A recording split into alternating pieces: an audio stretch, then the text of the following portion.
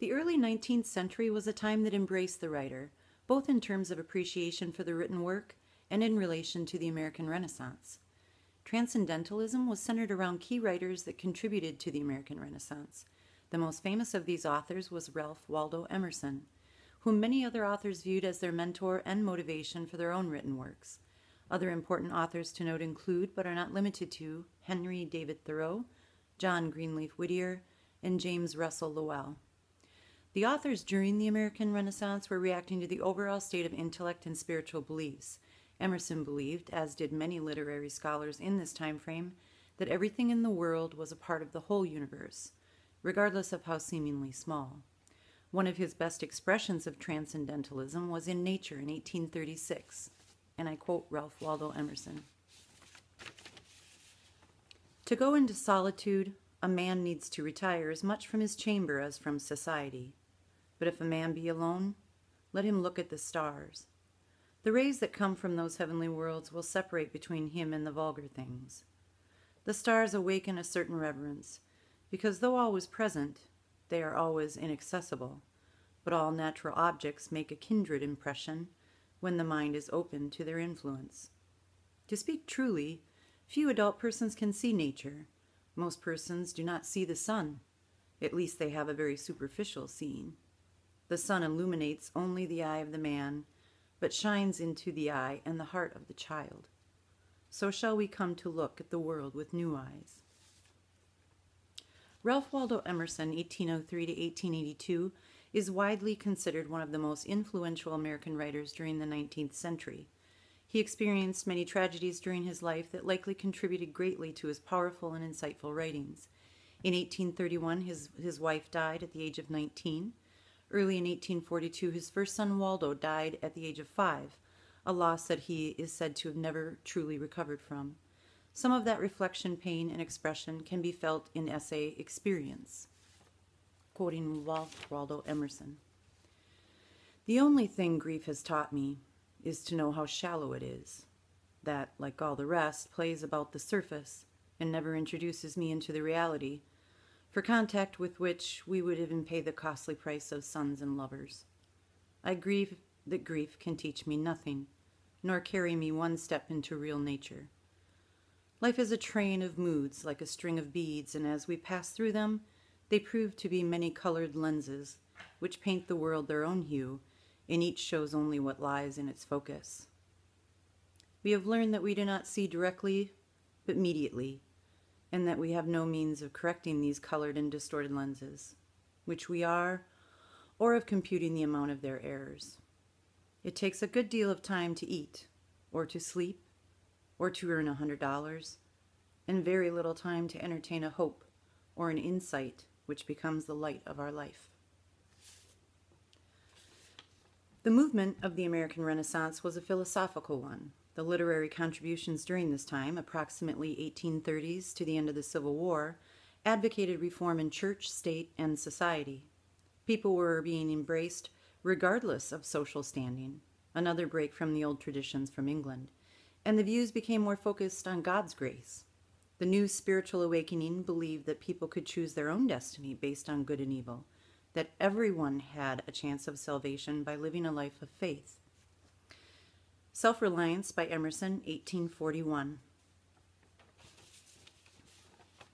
I hope in these days we have heard the last of conformity and consistency.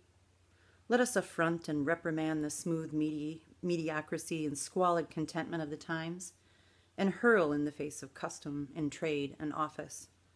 Where he is, there is nature. Is the acorn better than the oak, which in its fullness and completion? Many of the authors during this time frame also countered and opposed slavery, sought to ensure women's rights, public schooling, and other social changes to better the individuals in society.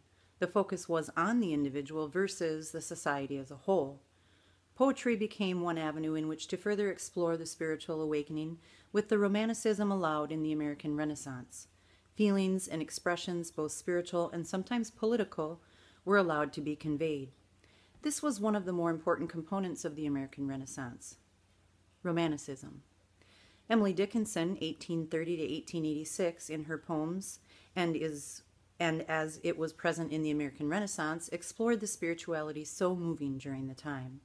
She was considered one of the greatest American poets.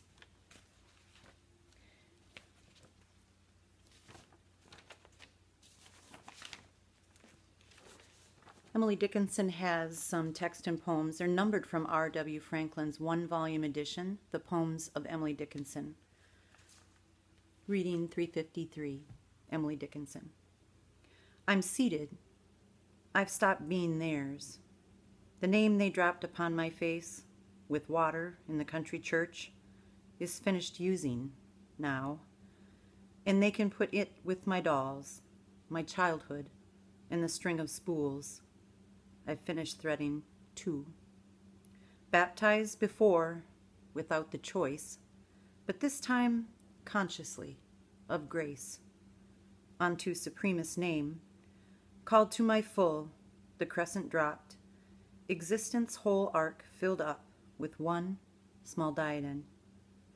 My second rank, too small the first, crowned, crowning, on my father's breast, a half unconscious queen, but this time adequate, erect, with will to choose, or to reject, and I choose just a crown.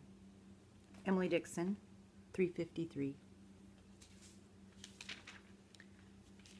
And 373. This world is not conclusion, a species stands beyond, invisible as music, but positive as sound. It beckons and it baffles. Philosophy, don't know. And through a riddle at the last, sagacity must go. To guess it puzzles scholars, to gain it men have borne. Contempt of generations, and crucifixion shown. Face slips and laughs and rallies, blushes if any see, plucks at a twig of evidence, and asks a vain the way. Much gesture from the pulpit, strong hallelujahs roll. Narcotics cannot still the tooth that nibbles at the soul.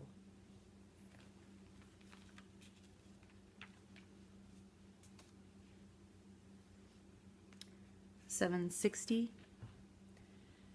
Pain has an element of blank. It cannot recollect when it begun, or if there were a time when it was not. It has no future, but itself, its infinite contain, its past enlightened to perceive new periods of pain.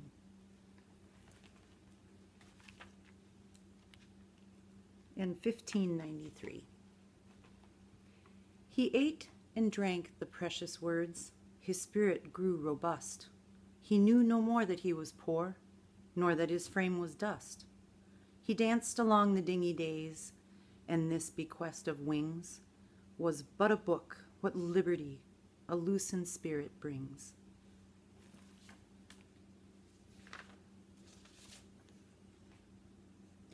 Henry Wadsworth Longfellow, 1807 to 1882, is thought to be the most beloved poet of the 19th century.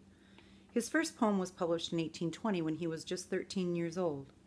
His ability to focus on traditional times from the past in the days of more modernized culture changes is one of the things that endeared him to his followers.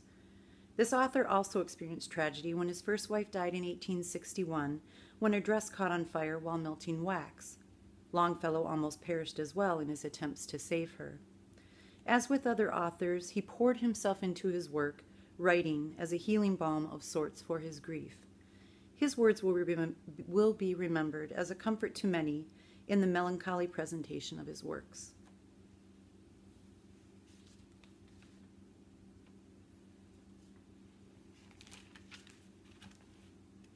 Quoting Longfellow.